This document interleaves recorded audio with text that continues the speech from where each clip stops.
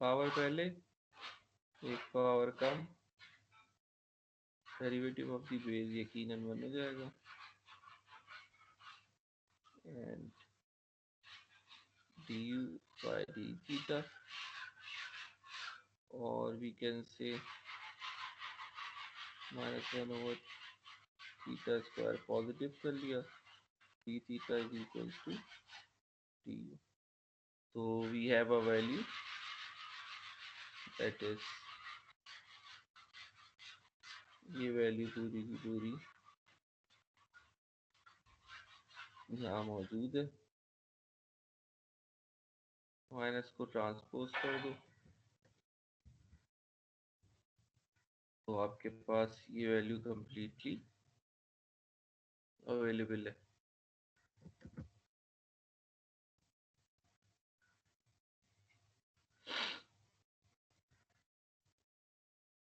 सही है ना?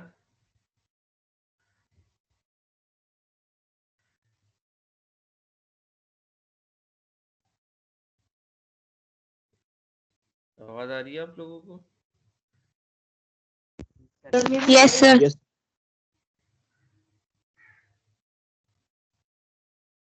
Equation A, this term is actually all times, अच्छा minus, if we transposition of the minus term, and the term will be equals to minus du, and cosec 1/theta की जगह पे आप u put कर सकते हो, and this term minus times of t of u, equation है change हो गई इस फॉर्मेट में।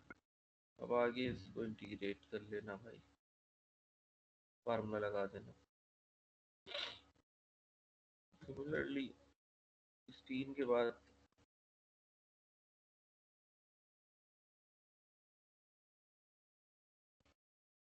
17 बड़ा इंटरेस्टिंग क्वेश्चन है। अगर आप एक्स स्क्वायर को पुट करते हो, सब्स्टिट्यूट करते हो, तो ये सोल्यूशन होगा इसका पॉसिबल। सर क्वेश्चन नंबर 16 एक बार फिर दिखा दें। क्वेश्चन 16 को क्या कर दूं? सर फिर दिखा दें।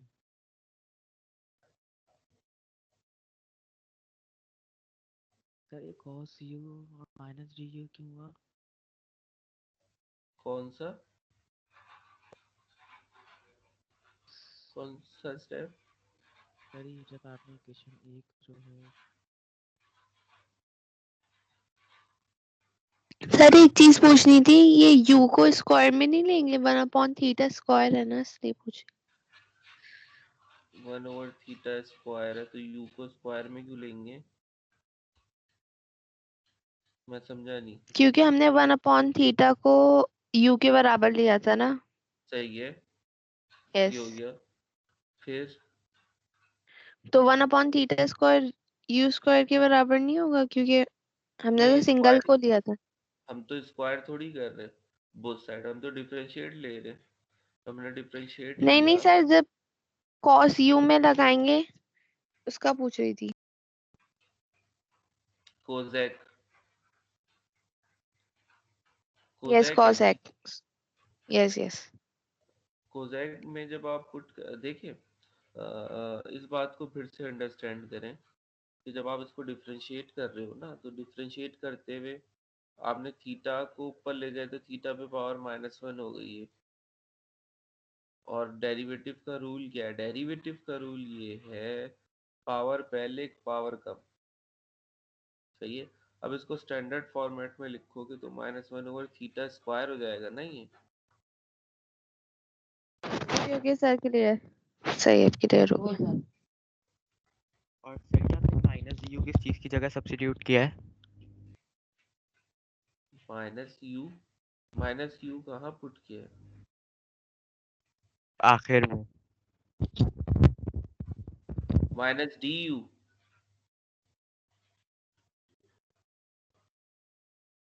माइनस डी यू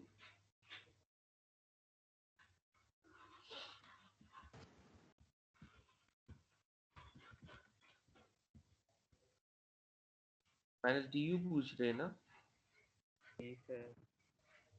आप देखें ये term, this term and this term are in product में अगर मैं इसकी वैल्यू पुट करना चाहूँ तो क्या वैल्यू पुट कर सकता हूँ? 1/थीटा स्क्वायर और डी थीटा की जगह पर 1/थीटा स्क्वायर डी थीटा की जगह पे माइनस को दूसरी तरफ ले गया तो क्या हो जाएगा? Minus d you.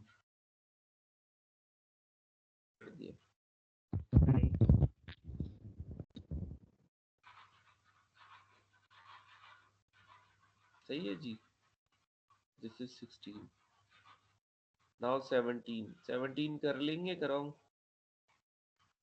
Sir ji sir ये कॉस सर ये कोसेक यू का डेरिवेटिव इंटीग्रेशन क्या होता है सर? फार्मूले लिखवाए थे ना, चेक करना। सर कोसेक का कोसेक का सेक का उसके बाद साइन कॉस टेंजेंट सारे फार्मूले लिखवाए थे ना आप लोगों को। सर है। उसमें से आप चेक करिएगा कौन सा था। 17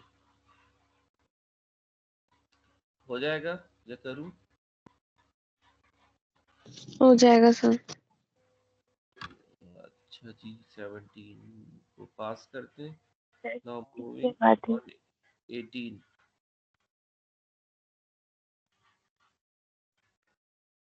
18 सॉल्व हो जाएगा आप लोगों से क्योंकि सर 17।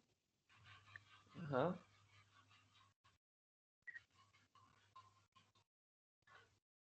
आवाज सर बहुत 18 डिस्टॉर्ट। करवा दो। 18 करा दूं?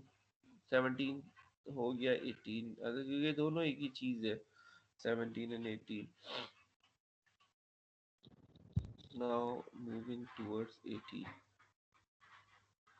Sin y cos e to power cos of y.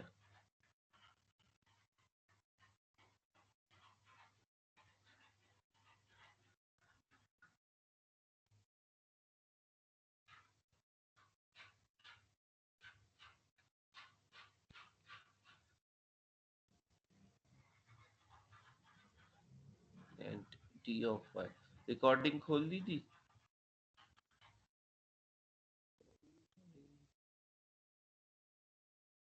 हो गई। यस सर, ऑन कर देते हैं। Okay 18 pi/2 2 pi and it is moving from pi/2 90 degree to 180 degree। जब कभी भी पे पावर मौजूद हो, basic rule substitution, cos of y जो भी पे पावर है, if we put cos of y is equals to u, then cos का derivative minus sin of y du by dy, differentiate with respect to y, therefore equation A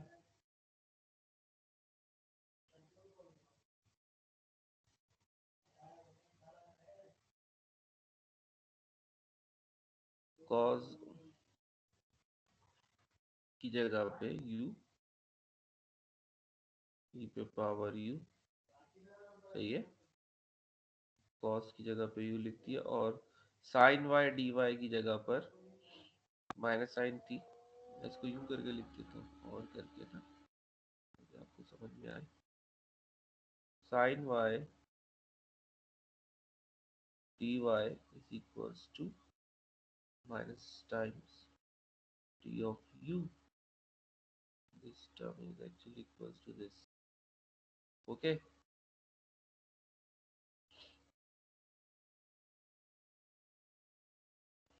And we have this term is actually equals to minus times of d of u and limits मैंने बताई थी कि जब कभी भी substitution होगी तो limits पे भी चेंजेस आएंगी। चेंजेस क्या आएंगी? At y is equals to pi, pi की वैल्यू पे u क्या होगा? cos ऑफ y के बराबर है, और आप पाई की वैल्यू पुट कर दो cos of pi. cos of पाई मीन्स cos 180 डिग्री, और अगर आप कैलकुलेटर से पूछोगे cos 180 degree is actually equals to what? -1। -1, बिल्कुल। And this is actually -1। और दूसरी है cos 90 degree at y is equals to 90 degree. cos 90 degree 0 होता है।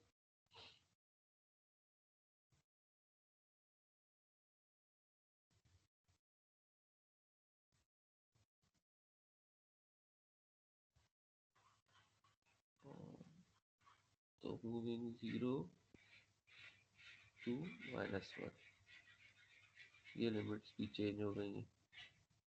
फाइनली 0 टू -1 माइनस साइन बाहर आ गया, p of u d of u, and finally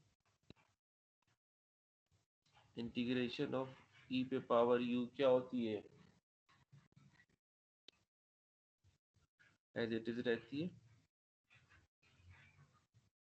0 से -1, and then we put upper limit minus lower limit,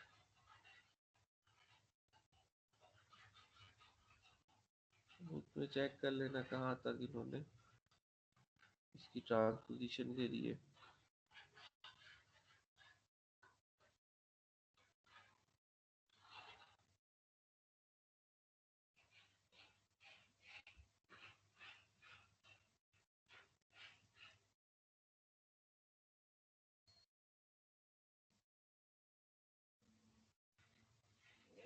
okay sir ये and का एक दफा फिर भी सर थोड़ा जरा बता एंड का दें। लगाइएगा।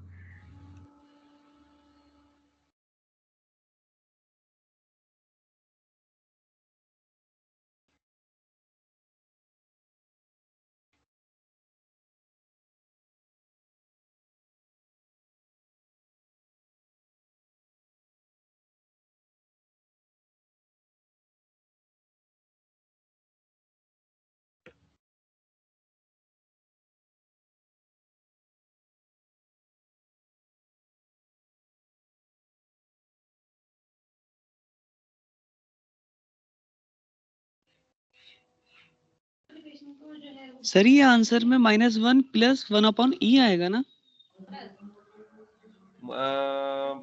basically we are multiplying with the minus sign. After multiplication of the minus sign, transposition of the sign occurs. ठीक है सर, ठीक है, ठीक है।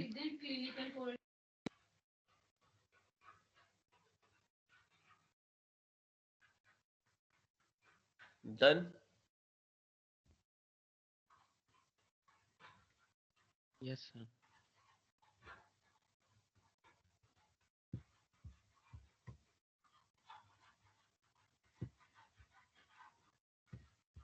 अब बताइए कौन सा क्वेश्चन है नेक्स्ट हमारे पास?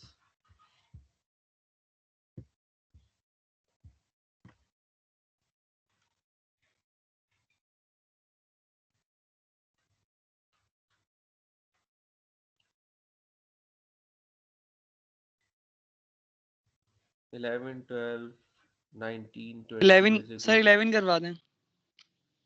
11 तो आसान होगा, e पे पावर थीटा पुट कर लो। Sir, 22. If we substitute this value, angle substitution करनी है, इसमें भी एंगल सब्स्टिट्यूशन 11 12 दोनों के अंदर। अगर आप एंगल सब्स्टिट्यूशन करोगे तो आप सवाल को सॉल्व कर सकते हो। दोनों सवाल में यही सवाल में एक ही जैसा काम है। मतलब if we substitute the angle we can easily obtain the answer, या we can easily reduce the values। सही ना, हम रिड्यूस कर जाएंगे वैल्यूज को, तो फिर सर कौन सा question quite easy to solve. सही है। 11 12 यस के सर। बाद सर 22 में हिंट भी। अच्छा एक मिनट। और 11 12 के बाद 22 से पहले कोई और प्रॉब्लम? 11 12 आपको चाहिए सॉल्यूशन करे?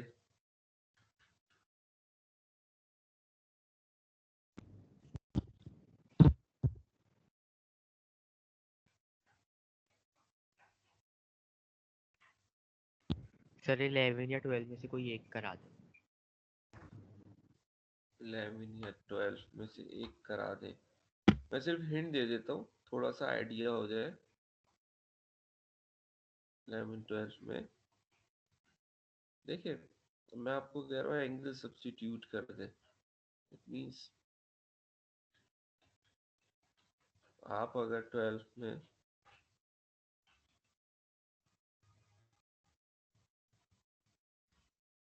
एंगल सब्स्टिट्यूट कर दें simple, 3 plus ln x,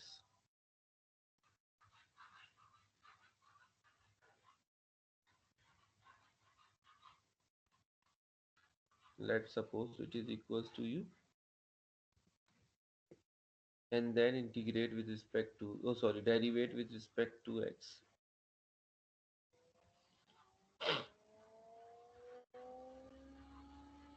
Derivative of 3 is 0 and ln x is 1 over x du over dx, और ट्रांसपोजिशन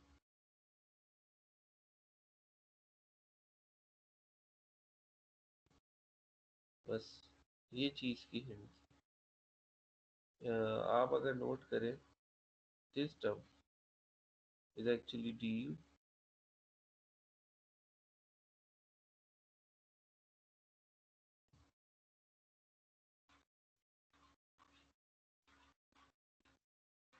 ये था ना सवाल, cot 3 plus ln x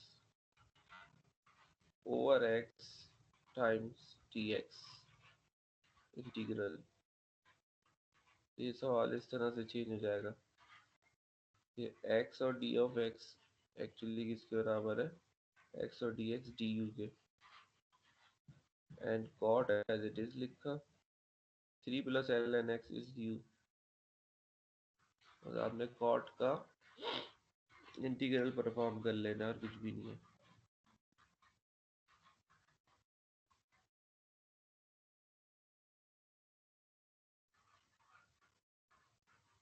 now 12 से आगे हम मूव करते 19 20 में से कोई।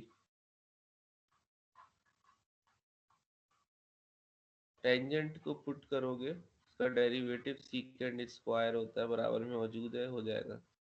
अंडर रूट टी, टी को यू पुट करोगे, 1 over T, T T over 1 over T बन जाएगा, हो जाएगा। सीकेंड टी ओवर 3 है, तो टी ओवर 3 को पुट करोगे, आपके पास सीकेंड का आ जाएगा। 14 में अगर आप नोट करें, एक्स स्क्वायर माइनस 1 है, इसको पुट करोगे एंगल को, सॉरी हाँ, एक्स स्क्वायर माइनस 5 को पुट करोगे तो ये सब्स्टिट्यूशन कंप्लीट हो जाएगी। Now 21 22 are similar.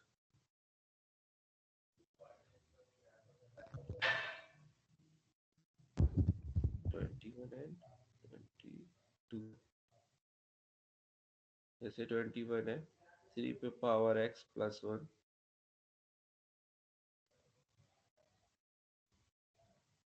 Integral of d of x. ये किसी स्टूडेंट से हुआ था सॉल्व, या हो जाएगा सॉल्व, या कोई आइडिया है how to solve this? Sir log apply करेंगे? लॉग अप्लाई कर दें, अच्छा बोथ साइड। ओ, वरना फिर नंबर पे पावर रह जाएगी। Let suppose y is equals to integral 3 of x plus 1 of d of x, taking log on both side। Okay, अब बताएं क्या करें।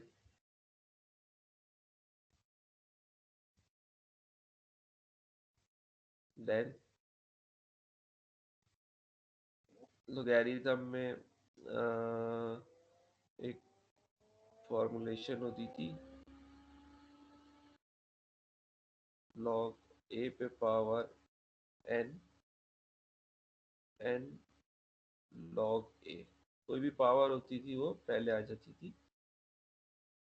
तो x plus 1 ln 3 of d of x, जो भी कोफिशिएंट्स होते हैं आप उनको बाहर लिख देते हो। जैसे ln 3 इज कांस्टेंट, वेरिएबल नहीं है तो इसको बाहर लिख दिया इंटीग्रेशन से। x plus 1 of d of ln 3 x का इंटीग्रल x स्क्वायर बाय 2 और 1 कांस्टेंट का integral x plus sine of integration,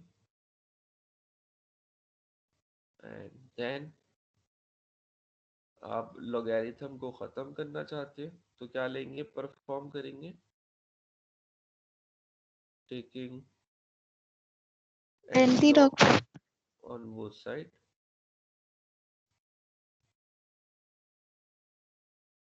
e ln of y e ln of 3 multiply by x square by 2 plus x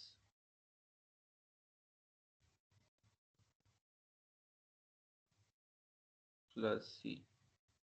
log to the anti log cancel out हो जाएंगे, and after removing the Euler value we obtained the integral value, that's all। ये एक तरीका है, this is the method one to solve the this particular type of equations। और क्या तरीका बता रहे थे सर, ये एक दफा फिर थोड़ा समझा दें।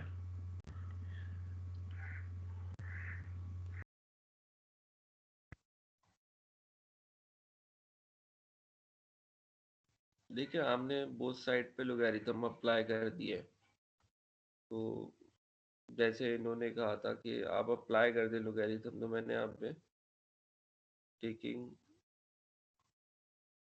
ln ऑन बोथ साइड, मैंने ln बोथ साइड ले लिया, ln y और राइट साइड पे ln 3 पे पावर x प्लस 1 हो गया। ln की प्रॉपर्टी है वो ये कि ln के ऊपर जो भी पावर लगी हुई होती है शुरू में आ जाती है, तो x प्लस 1 शुरू में लिख दिया। और फिर हमें बात पता है कि इंटीग्रल की एक प्रॉपर्टी है कि इंटीग्रल के अंदर कभी भी वेरिएबल लिखा हुआ है ln x लिखा हुआ है मल्टीप्लाई बाय 7 या 8 लिख दिया जाए तो वो कोफिशिएंट बाहर आ जाता है इंटीग्रल से, सही है। तो हमने इसको ट्रीट किया कोफिशिएंट क्यों, क्योंकि कांस्टेंट क्यों, ln 3 भी कोई कांस्टेंट वैल्यू होगी, तो ln 3 को हमने शुरू में लिख दिया यहाँ पर और इंटीग्रल अंदर चला गया, इंटीग्रल पे आपने परफॉर्मेंस कर ली, सही है। सर ये ई के ऊपर ये पावर कैसे है, ये जो नीचे लिखा हुआ था इसके? ये यस सर। अब होता ये है, ये जो ई है इसको कहते हैं एक्चुअली हम एंटी लॉग, एंटी लॉक बनाने वाले साइंटिस्ट का नाम था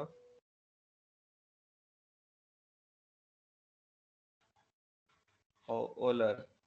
से ओलर पढ़ते थे इसको हम, आइलर कुछ लोग कहते हैं, कुछ लोग ई यूलर कह लेते हैं, लेकिन ये बहुत गलत है। ऑलर नाम था इसका। It means providing a base. Euler ने कहा था providing base, we are providing base. तभी इसका नाम ई पे रखा गया। कैलकुलेटर में इसका बटन भी दिया गया है एक पूरा, और इस बटन को बेसिकली डिज़ाइन जब किया गया था तो ई पे डिज़ाइन किया गया था। अगर आप देखोगे आपके कैलकुलेटर में लॉग के पीछे स्मॉल ई बना हुआ होगा, तो वो आयलर की डिज़ाइनिंग के लिए दिया गया। लॉग के पीछे मौजूद होता है, एंटी लॉग कहते हैं उसको। तो वो ऑलर को बेसिकली प्रोवाइडिंग बेस का मतलब यही होता है कि आप बेस दे देते हो इसको। कुछ लोग इसको मल्टीप्लिकेशन में लिखते हैं एंटी लॉग को। एंटी लॉग का मतलब यही होता है प्रोवाइडिंग बेस, बेस प्रोवाइड कर रहे होते हैं हम। तो if we are providing a base तो we can cancel out the power in the base. मतलब log and anti log cancel out हो गए, log and anti log cancel out हो गए। तो ये जैसे ही कैंसिल आउट हो गई, जो पावर थी वो नीचे आ गई, ये जो पावर थी ये नीचे आ गई।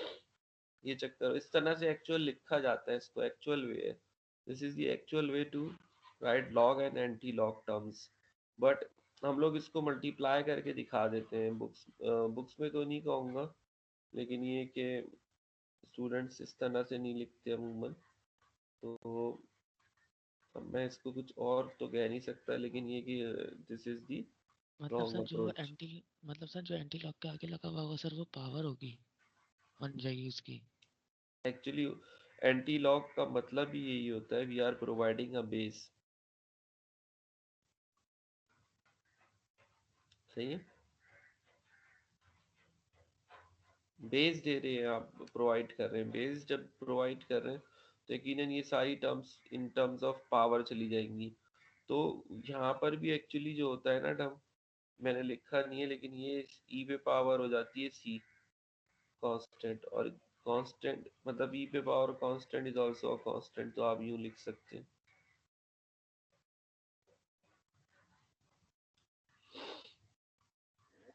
ये कंफ्यूजिंग हो जाएगा बहुत ज़्यादा आप लोगों के लिए, मैं इसको वापसी सी लिख देता हूँ।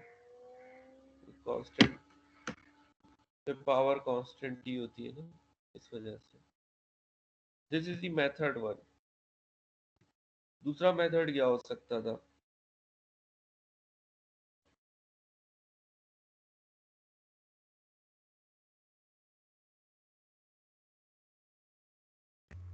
डिफरेंशिएट करके।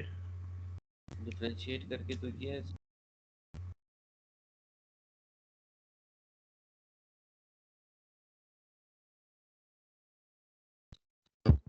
सर पावर -1 हो जाती है ना डिफरेंशिएट को, 1 तो गायब हो जाता है ऊपर से और 3 जो होता है वो फिर इससे मल्टीप्लाई हो जाता है आखिर में x+1 से, जब भी पावर पीछे आती तो।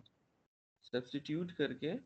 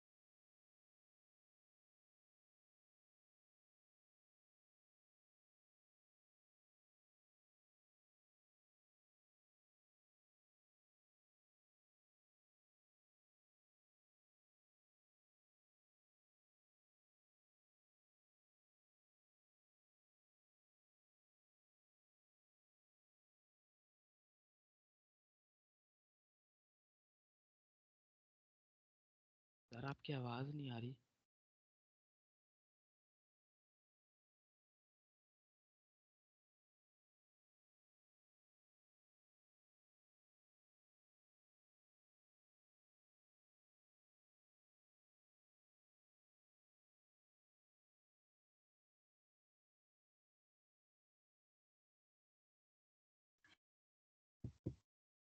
अच्छा जी,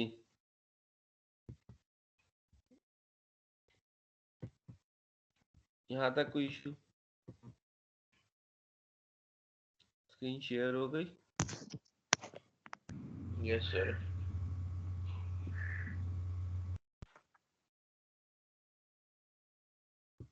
यहाँ तक कोई इशू आप लोगों को? नो सर, क्लियर है। You can also solve this by using substitution approach. If you substitute x plus 1 is equals to a new variable, you can easily use the formula और उसके बाद आप इसको आराम से सॉल्व कर सकते हो। तो वो भी एक तरीके का इसका हो सकता है। जैसे 22 है, 2 पे power ln x over x है।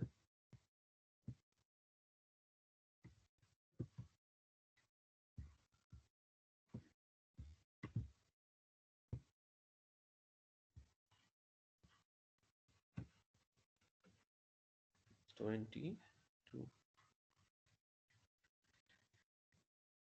टू पे power ln x over x and integral of t of x.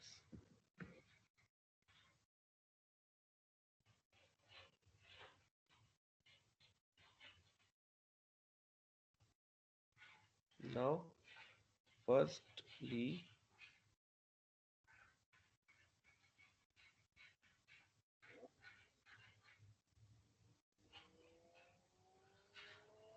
ln x is equals to u. Differentiate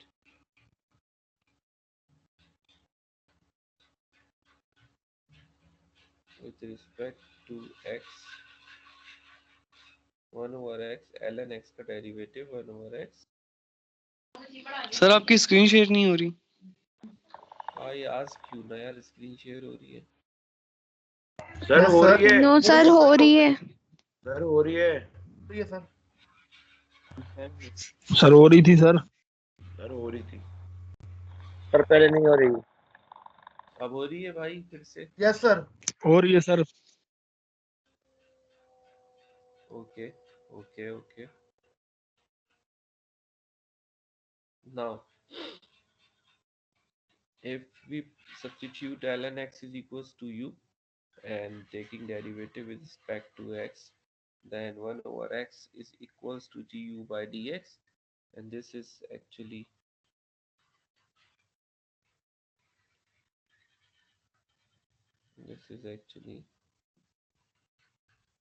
the term। अब हमारे पास अगर मैं if we substitute this value, dx over x is actually equals to du by du, मतलब you can say dx over x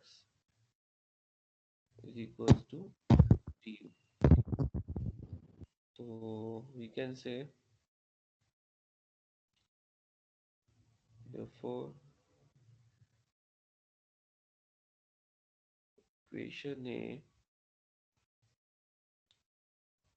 ln x 2 पे power ln x है u and dx over x is actually equals to du। Now यहाँ पर भी अब क्या कर सकते हैं, let y is equals to 2 पे power u du, taking log on both side। Similar steps। किसी ने इसको फार्मूले से किया है, लोगैरिथम से किया है? लॉगरिथम से किया। अच्छा, किसी ने भी नहीं करा? फार्मूले से भी हो जाता है ये। ln 2 पे power u du and ln y और पावर जो थी वो पहले आ गई ln 2 and We know that ln2 is a constant.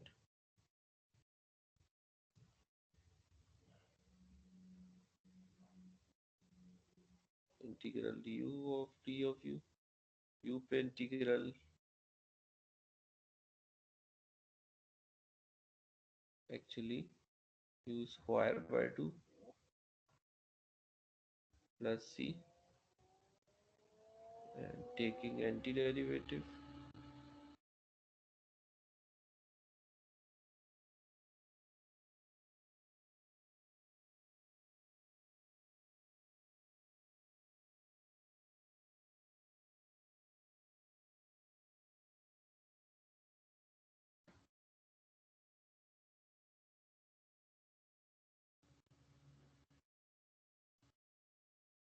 और बेस ही कैंसिल हो गई ऑब्वियसली, सब पावर की टर्म्स नीचे आ गई।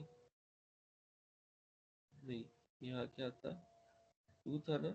हाँ, अब ये 2 से 2 कैंसिल हो सकता है। U square actually equals to what, u किसके बराबर था, ln x।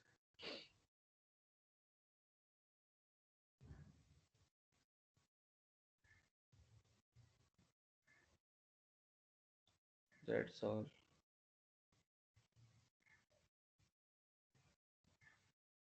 ये हमारे पास 30 कैनवस।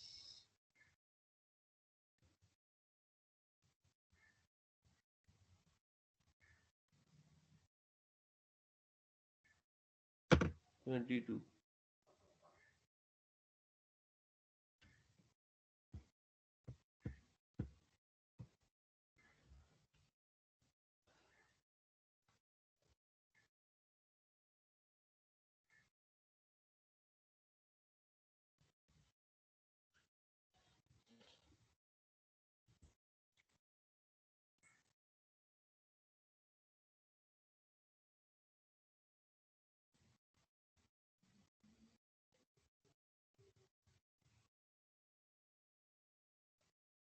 प्रॉब्लम।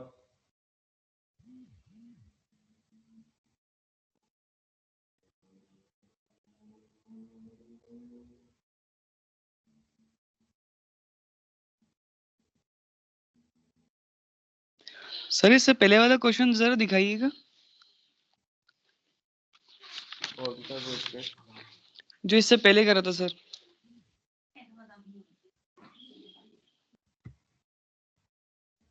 21 ये रहा। ये सर इसमें एक स्टेप पूछना था। जी जी पूछिए। ये जो हमने लेट y करा है उसके बाद पांचवा स्टेप देखिएगा सर। 1 2 3 4 5 ओके। सर ये आपने देखें x की पावर n वाला फॉर्मूला लगाया और ये 1 पे क्या लगाया? कांस्टेंट का इंटीग्रल क्या होता है, x हो जाता x है होता ना। है सर। हाँ अभी तक x होता है, मतलब इस तरह से समझ लो,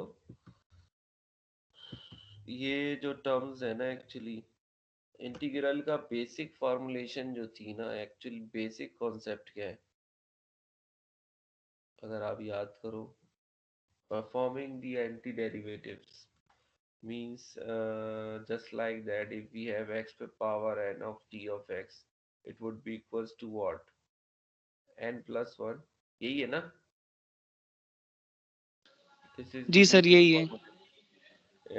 If we have a constant term, just suppose the one, सही है, we can say that 1 actually equals to what, x power 0 of d of x, isn't it? 1 का मतलब x किसी भी चीज पे पावर 0 1 होती है ना भाई, तो x पे पावर 0 1 है, 1 को मैं इस तरह लिख लेता हूँ, सही है। नाउ जी सर सही समझ आ गया। अब एक पावर ऐड कर दी तो x हो गया और नीचे भी, सही है। तो this is a basic term, basic formulation. मैं आपको एक जगह बताता हूँ, आप उसको वहाँ से भी देख सकते हो। एक्सरसाइज 6.1 और STBB board, syntax book board और इंटरमीडिएट लेवल, उसमें आप लोगों ने पढ़ा होगा।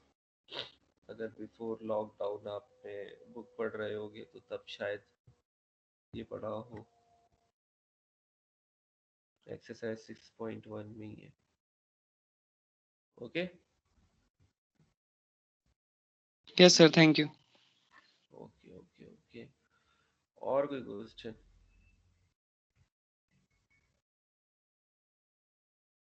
क्योंकि असल में ये जो लॉकडाउन हुई थी तो उस वक्त बहुत सारे स्टूडेंट्स ने इंटीग्रेशन ड्रॉप कर दी थी, उस वक्त पढ़ी नहीं थी, तो इस वजह से आप लोगों के शायद इस पे कॉन्सेप्ट्स वीक हो, क्योंकि वो इंटरमीडिएट लेवल में ड्रॉप कर गए थे और फिर पेपर भी नहीं हुआ था। जो रेगुलर है अभी कंटिन्यूटी में आए हो, जो गैप के आए में होंगे स्टूडेंट्स तो यकीनन वो पढ़ के आए होंगे इसको।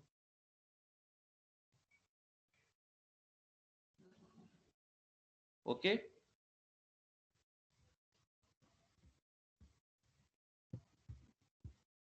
Yes, sir. Now exercise done. कोई क्वेश्चन? 8.1 में से कोई क्वेश्चन है? सर कोई क्वेश्चन नहीं है। Very good. Now moving further.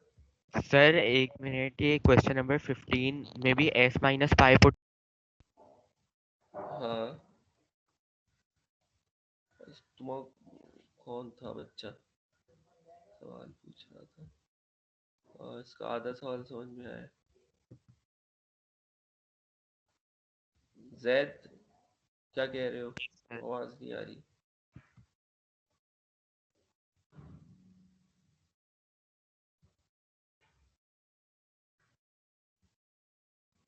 Zaid आपकी आवाज नहीं आ रही मुझे। जी सर, मैं ये कह रहा था कि क्वेश्चन नंबर 15 में s माइनस पाई पुट होगा ना u के बराबर। जी जी,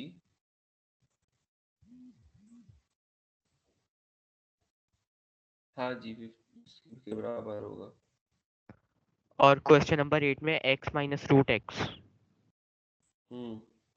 ठीक क्वेश्चन है नंबर 8 में x माइनस रूट एक्स क्या कर रहे हो x माइनस रूट एक्स के साथ? सर, u की जगह पुट होगा ना। नहीं,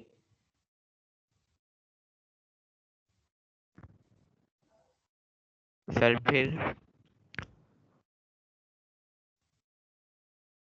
किसी ने किया है question number 8 solve? Yes sir, 1 divide by pi upon pi, जो अंडर रूट के अंदर एक्स है उसको सपोज करेंगे ना। नहीं, मैं जब ही तो कह रहा था क्वेश्चन 7 और क्वेश्चन 8 एक जैसे। सर इसमें du की दो वैल्यूज आएंगी, एक du और एक 2du। नहीं, du की दो वैल्यूज क्यों आएंगी? क्वेश्चन 7 में क्या किया था? अच्छा, सर क्वेश्चन 7 इसी तरीके से हुआ था ना। कैसे? सर इसमें एक du की वैल्यू आई थी, एक 2du की। नहीं यार, आप सिंपल सी बात है, मुझे बताएं आपने सब्स्टिट्यूशन किसकी करी थी? एक्चुअल ये होता है। सर रूट एक्स प्लस 1 की करी थी, as u is equal to root x plus 1। हाँ, u is equals to root x root plus. X plus 1। अब यहाँ पे जो सब्स्टिट्यूशन का इशू है वो इशू ये है, आप पूरी सब्स्टिट्यूशन वैल्यू करोगे तो फिर आपके पास कॉमन टर्म्स नहीं बचेंगी। तो आप करना ये, इसकी हिंट है एक छोटी सी। वो हिंट ये कि या तो आप कॉमन निकाल लो क्वेश्चन 8 में, इससे सवाल बहुत आसान हो जाएगा, 7 जैसा बन जाएगा। क्वेश्चन 8 है, जैसे आपके पास है dx है, x माइनस रेडिकल x है, आप कॉमन निकाल लो। ये स्टेप थोड़ा सा क्रिटिकल स्टेप है, यहाँ पे पावर थी 1 और यहाँ पे पावर थी 1/2, समझना। अब इनमें से कॉमन क्या निकल सकता है? Matric class exercise 5.1, taking common x की पावर हाफ। x के पावर हाफ कॉमन निकल गया, यहाँ पे बच गया x पे पावर हाफ, यहाँ पे बच गया 1। और फाइनली हम जब लिखते हैं तो कॉमन कुछ इस तरह लिखते हैं, under root x minus 1, just like that. अब ये सवाल बहुत आसान हो जाएगा। कॉमन कैसे नहीं है बता दें। लीस्ट पावर को कॉमन निकाल लिया जाता है, जो लीस्ट पावर हो दो टर्म्स में से, दोनों टर्म्स में से लीस्ट पावर 1/2 थी। 1/2 को आपने बाहर सब्स्टिट्यूट, वो बाहर कॉमन ले लिया, और अंदर क्या हो जाएगा, और जो रिमेनिंग वो होगी 1/2 प्लस 1 हो जाएगा, और 1/2 से मल्टीप्लाई होके 1/2 बन जाएगा। ये आपके पास हो गई। अब ये क्या हो गया,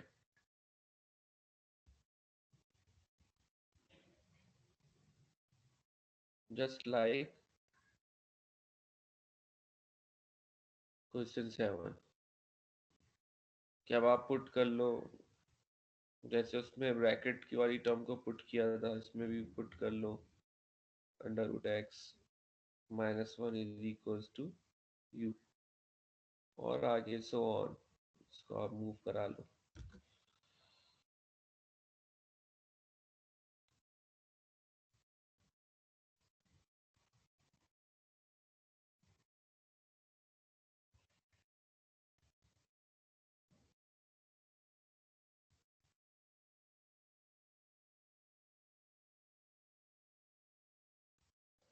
कोई क्वेश्चन और इसमें?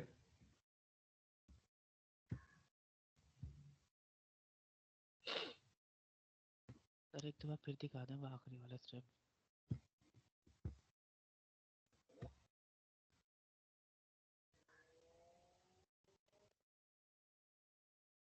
ये कि क्वेश्चन 7 जैसे सर बस ये आंसर हो गया, अंडर रूट एक्स माइनस 1 की जगह यू पुट कर दें। क्या? सर इसका आप डेरिवेटिव लेंगे ना with respect to x.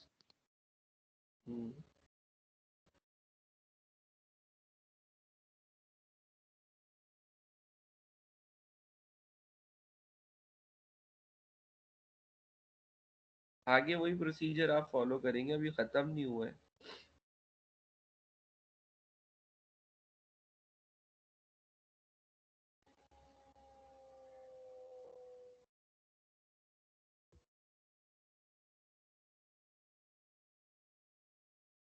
Sir हमने कॉमन लेके फॉर्मेशन बनाई है, हम इसी को इक्वेशन ए का नाम। हाँ, इसको इक्वेशन ए का नाम देंगे।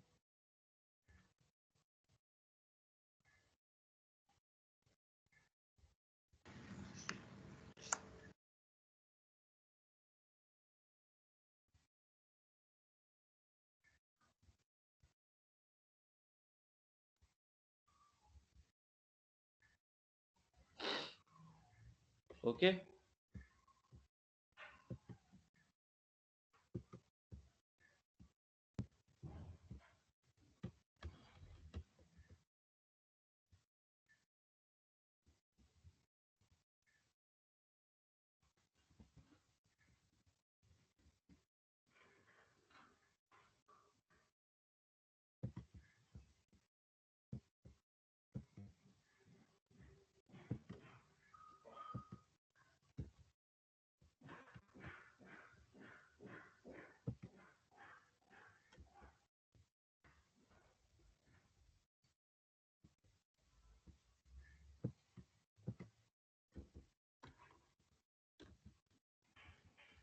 कौन सा 4703 है ये?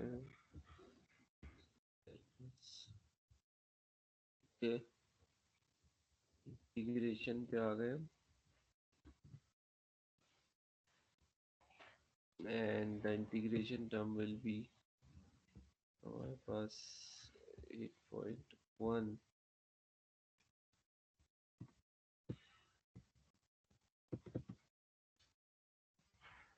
now Now moving towards the 8.2.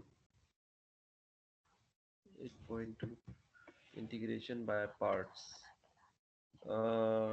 ये अच्छी एक्सरसाइज भी है। और फिर दूसरी चीज़ ये, इंटरमीडिएट लेवल में इसका नंबर था 6.7, इस टाइप का नंबर था 6.7, और नाउ वी हैव 8 पॉइंट, हाँ 6.9 थी। 7 थी यार, 6.8 बाय पार्ट्स की बात कर रहा हूँ। वो पार्शियल फ्रैक्शंस थी जो आप समझ रहे होंगे यकीनन। 9 जो थी ना वो पार्शियल फ्रैक्शंस थी। Partial fractions are the different thing and by parts are the different thing. Actually मैं ये सब इस वजह से ज़्यादा अच्छा जानता हूँ क्योंकि I am review committee member in curriculum ना, इस वजह से मैं इसको ज़्यादा अच्छे तरीके से जानता हूँ आपके इस क्लास के लेवल्स को। मैं इसकी रिव्यूज इन ब्यूरो की रिव्यू कमेटी में हूँ, इस वजह से मुझे याद है नंबर्स।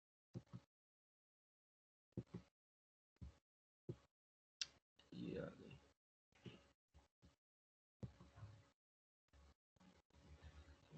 पिन कर लेते हैं इसमें,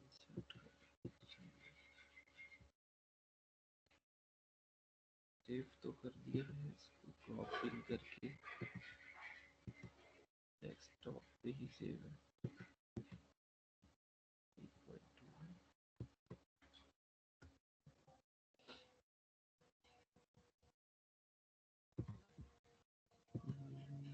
यहाँ पे इंपोर्ट कर लेते हैं इसको। Okay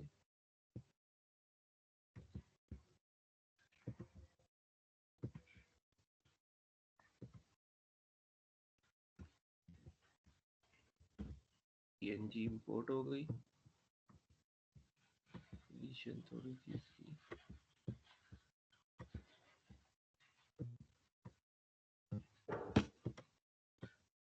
now this is by parts।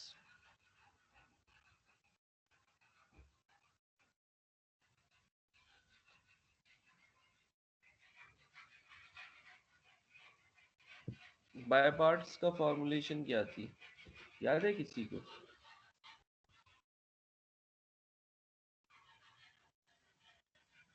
किसी ने पढ़ी है बाय पार्ट्स? किसी भी स्टूडेंट ने नहीं सर पढ़ी? सर जिसमें पढ़ी है सर। सर इसमें 1/n या 1/n क्या? हाँ वो ही तो कह रहा हूँ, पार्शियल फ्रैक्शन है। साथ आप जो सोच रहे हैं ना, मुझे पता है आप सोच क्या रहे हो, वो पार्शियल फ्रैक्शन है। बाय पार्ट्स अलग चीज होती है, पार्शियल फ्रैक्शन अलग होती है। 1/a 1/b जो है वो पार्शियल फ्रैक्शंस कहलाते हैं। फ्रैक्शंस में इंटीग्रेशन थ्रू पार्शियल फ्रैक्शंस है। और पार्शियल फ्रैक्शंस पता नहीं क्यों सारे बच्चे सोचते रहते हैं इंटीग्रेशन है। Partial fraction is not integration. This is the loophole in our codes कि हम लोग पार्शियल फ्रैक्शन को इंटीग्रेशन करते हैं, समझते हैं। जबकि फेडरल बोर्ड के अंदर भी पार्शियल फ्रैक्शन का फर्स्ट ईयर में एक चैप्टर दिया गया है। It is not a integration. Actual topic का नाम था इंटीग्रेशन थ्रू पार्शियल फ्रैक्शन, जो कि एक्सरसाइज 8.8 के अंदर पार्शियल फ्रैक्शन सिखाया गया और 8.9 के अंदर इंटीग्रेशन थ्रू पार्शियल फ्रैक्शन सिखाई गई थी, जिसको 6.9 नई बुक के अंदर कर दिया था। 6.8 नई बुक के अंदर नाम दिया गया। से पहले की बुक में उसका नाम 8 था। तो रिकम्पोज सर करके इसमें उसको u into u into v v वाला u इंटू फॉर्मूला लगेगा। u इंटू वी एक्चुअली इसकी टेबुलर इंटीग्रेशन भी है, लेकिन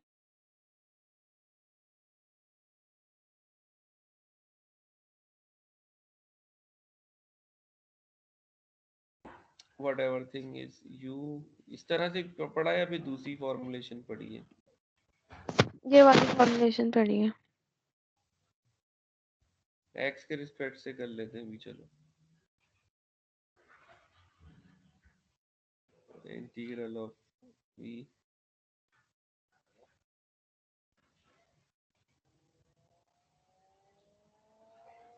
ये फॉर्मुलेशन पड़ी है तो फिर इसी से कर लेते हैं।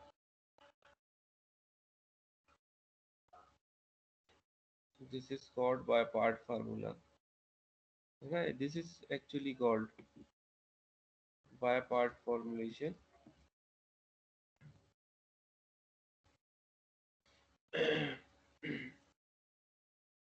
Okay, by parts. अच्छा, ये 24 क्वेश्चंस बाय पार्ट्स लगेंगे। हो सकता है 2 दफा लगाना पड़े।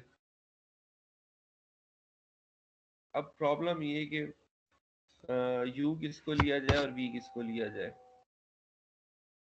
इसके लिए क्या पढ़ा था?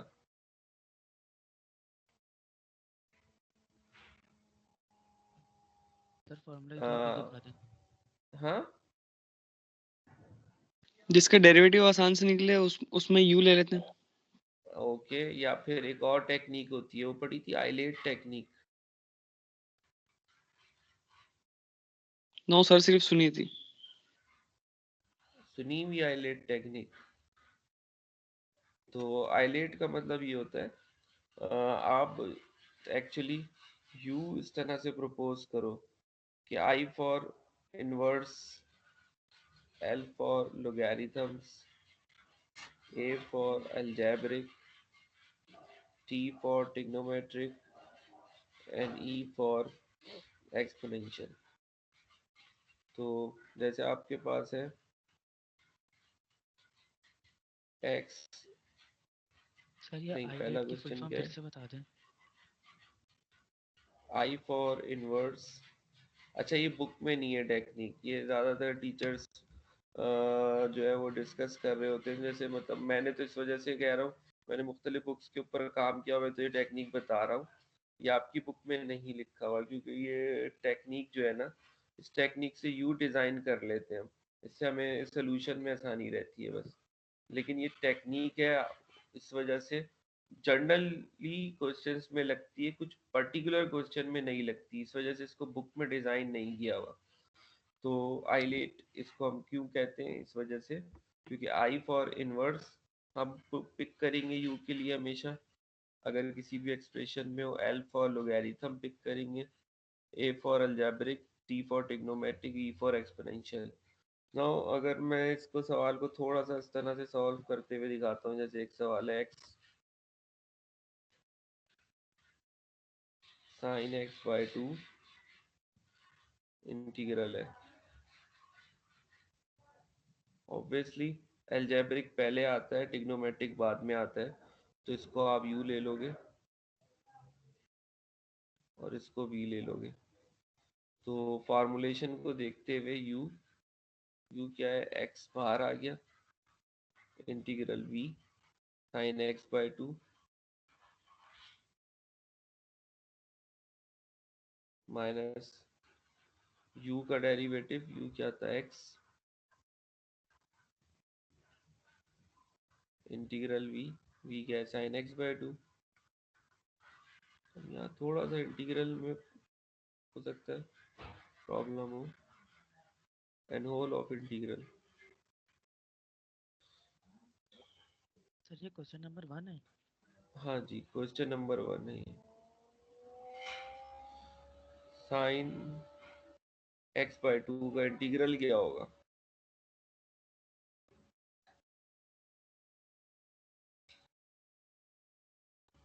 साइन, सर ये सवाल एक दो फिर दिखा दें। एक मिनट, साइन एक्स बाई 2 का इंटीग्रल क्या होगा?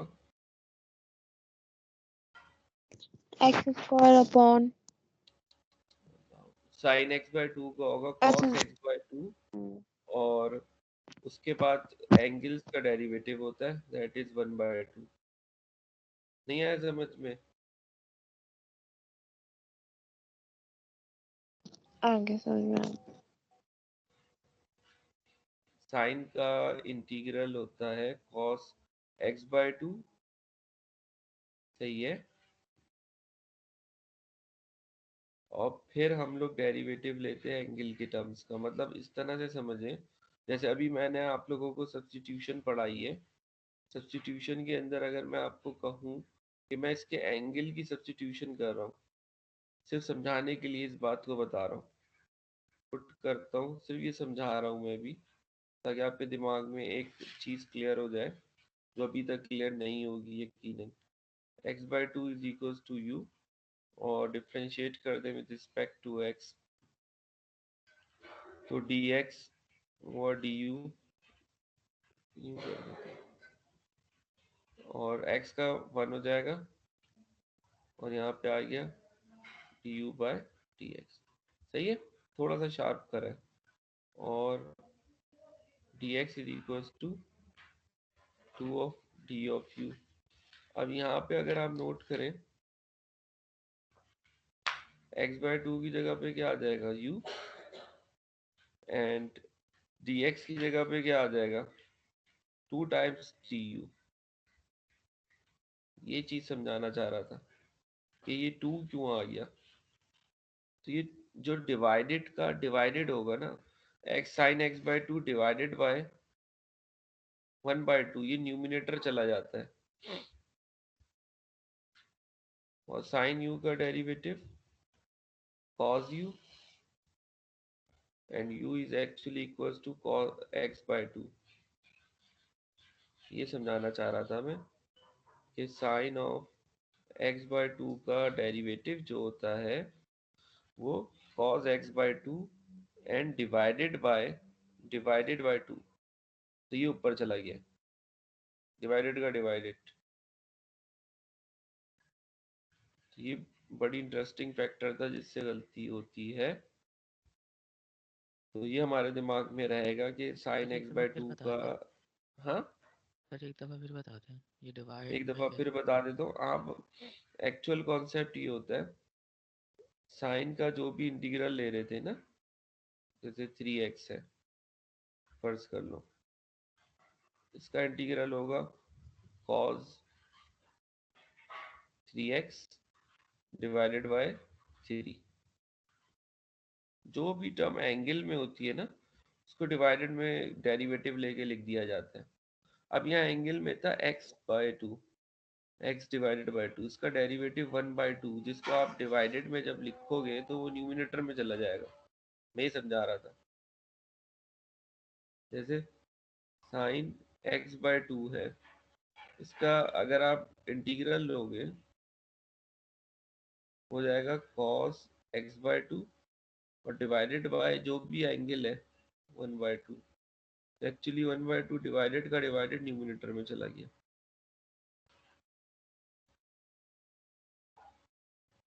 आई बात समझ अब? और ये क्यों गया है इसका रीजन मैंने अभी दे दिया।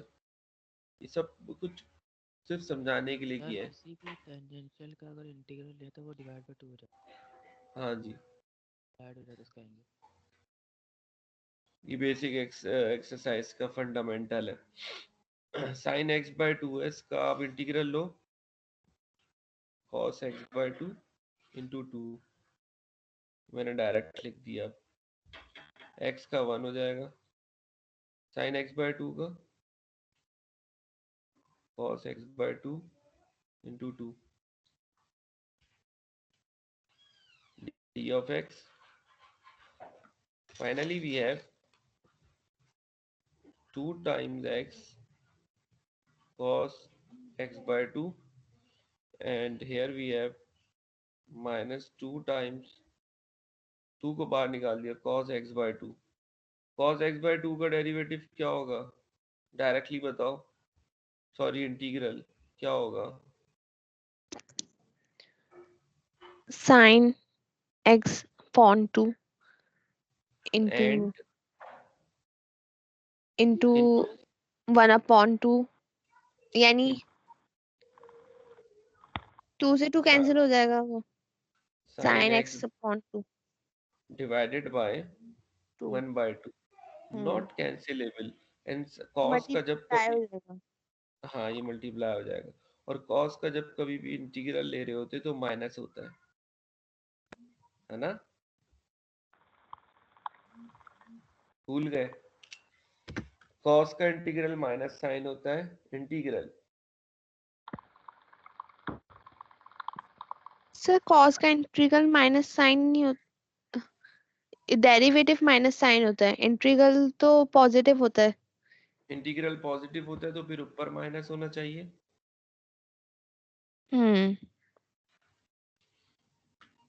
डिफरेंशिएट नेगेटिव में होता है कॉस का, और साइन का नेगेटिव में होता है इंटीग्रल।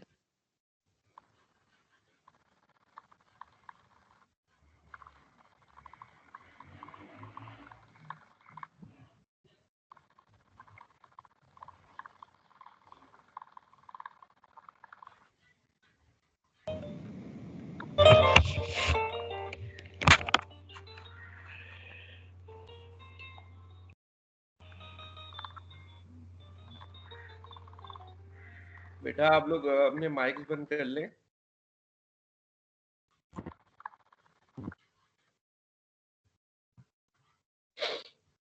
अच्छा सर हमारी सेकंड क्लास ही होने वाली। 8 मिनट है ना अभी। यस सर तकरीबन। हाँ तभी तुमने माइक लगा दो, माइक ऑन कर दिए, चले जाए बस अब। ओके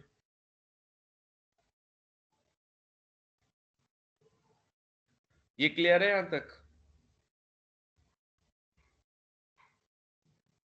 सर ये एक यस दफा सर। स्टार्टिंग से दोबारा समझा दे। यार आपने करना ये करोगे तो तुम लोग इससे कुछ भी नहीं है, मुझे पता है। u इंटू वी से मैं तुम्हें लोगों को एक चीज बता देता हूँ, इसका शॉर्टकट करना तुम लोगों ने इससे है नहीं। मैं इतनी मेहनत मुझसे करवा रहे हो, फिर मुझे टाइम भी बताते रहोगे। सर वो आंसर तो लिखने दे। अरे रुक तो जाओ। टेबुलर इंटीग्रेशन,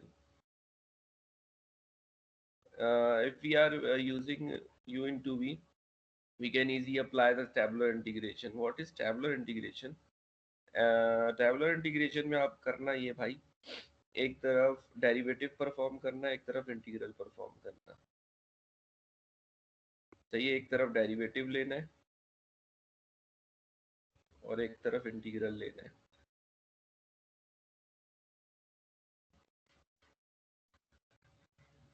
इससे इतनी मेहनत, चलो कोई बात नहीं, कर ले इसको भी, थोड़ी सी मेहनत है। एक्स का डेरिवेटिव क्या होता है? 1। और फिर 1 का डेरिवेटिव 0। साइन एक्स बाय 2 का इंटीग्रल क्या होता है? cos x by 2। cos x by 2।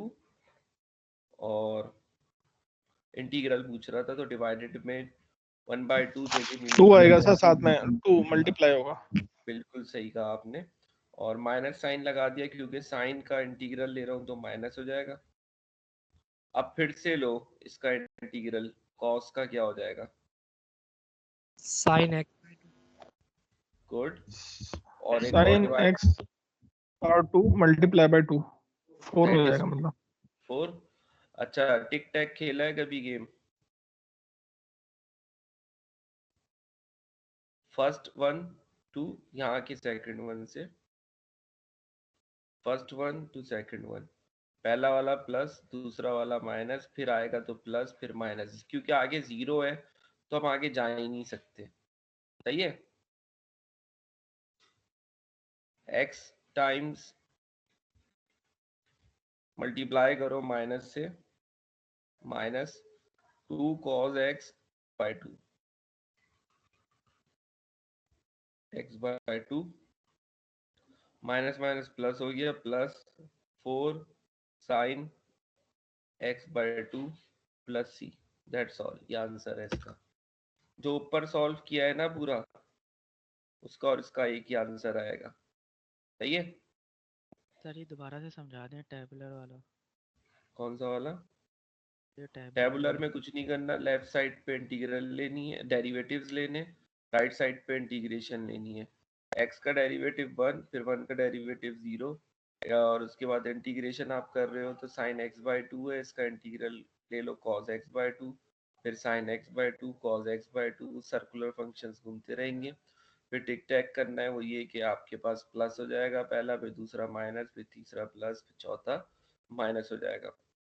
दोनों से आंसर सेम आएंगे। लेकिन सर ये माइनस जो है ये -2 क्यों हुआ है, क्योंकि साइन का तो माइनस देख सर लेते, एक साइन मिनट का रुको। साइन क्या कह रहे हो? सर साइन के जो होता है इंटीग्रेशन माइनस कॉस होती है और कॉस की हाँ साइन हाँ, तो सर ये साइन का इंटीग्रल जो माइनस कॉस होता है ना, वही तो लिखा है माइनस कॉस, ब्लू से जो लिखा है लेकिन सर नीचे जो कॉस की सिर्फ साइन जो सर वो माइनस मल्टीप्लाई हो गया माइनस कॉस। अब यहाँ पर एक्चुअली यहाँ पर माइनस नहीं लिखा हुआ ना, इस वजह से माइनस साइन आपका यहाँ नहीं बन रहा है। साइन का इंटीग्रल माइनस होगा। सर या ऊपर ने प्लस में आपने प्लस और माइनस करो हाँ, करके ये दोनों माइनस माइनस प्लस हो जाएंगे, दोनों से मतलब आंसर एक जैसे आएंगे। ये देखिए, इसकी फॉर्मुलेशन और इसकी फॉर्मुलेशन एक जैसी है बस। ये थोड़ा सा टेबुलर इंटीग्रेशन शार्प होती है। आज यहीं तक रखते हैं, इंशाल्लाह फिर नेक्स्ट क्लास में हम आगे डिस्कस करेंगे। सर थोड़ा ऊपर कीजिएगा, एक स्टेप ऊपर कीजिएगा सर।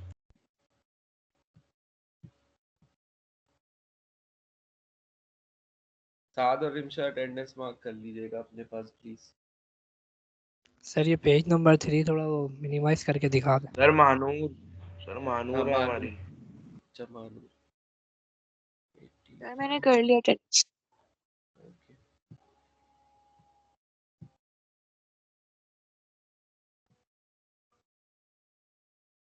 और मिनिमाइज कर दूं, ये सही है? सर थर्ड पेज कर दें। थर्ड पेज, अच्छा। ये आप पीडीएफ ले लो, बना लिया करो ना उसका। Okay done. सर जब आप वीएलई पे अपलोड करते हैं ना, हम लोग भी इसको वर्ड जर्नल पे खोल लेते हैं, उसमें भी हम भी इसमें कर लेते हैं आराम से वर्ड जर्नल पे। आपके पास जनरल इंस्टॉल हुआ हुआ है? यस सर, हम लोगों ने कर लिया सर।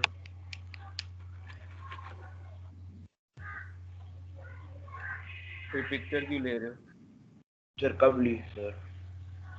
नहीं, ये बच्चे मूव करा रहे तो पिक्चर ले रहे होंगे ना। मर्जी सर, जिनके पास नहीं है इनके पास।